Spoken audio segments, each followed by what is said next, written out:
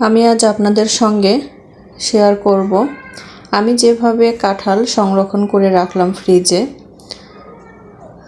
আসসালামু আলাইকুম সম্মানিত ভিউয়ার্স, আপনারা সবাই কেমন আছেন? আশা করি সবাই সুস্থ আছেন এবং ভালো আছেন। তো চলুন দেখে নিই আমি কিভাবে কাঁঠালটা সংরক্ষণ করলাম। অ্যাট ফার্স্ট আমি হাতে এবং বডিতে সরিষার তেল লাগিয়ে নিয়েছিলাম। তারপর আমি পুরো ভিডিওটা ক্যাপচার করতে পারিনি। তারপর আমি কাঁঠালটাকে 4 ফালি করে নিয়েছিলাম লম্বালম্বিভাবে। তারপরে চামড়াটা ছিলে নিয়েছি, নিয়ে এভাবে টুকরো করে কেটে নিয়ে এই তো বেছে নিয়েছি। এগুলো ফেলে দিতে হবে, মাঝখানের শক্ত অংশটাও ফেলে দিতে হবে।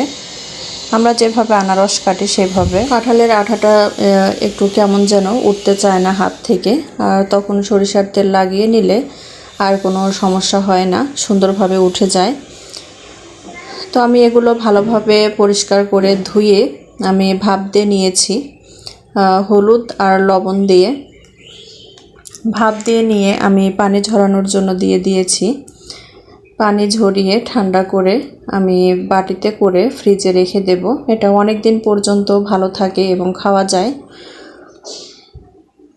আর আমরা তো সবাই জানি কাঁচা কাঁঠালের তরকারি মাংস দিয়ে রান্না করলে অনেক ভালো লাগে খেতে, বা সবজি হিসেবেও ভাজি, এগুলো সবই ভালো লাগে।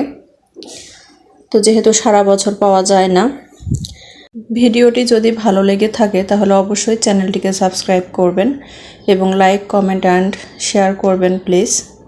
তো সবাই সুস্থ থাকবেন, ভালো থাকবেন। আজ এই পর্যন্তই। পরবর্তী ভিডিও দেখার আমন্ত্রণ জানিয়ে আজ এখানেই শেষ করছি। আল্লাহ হাফেজ।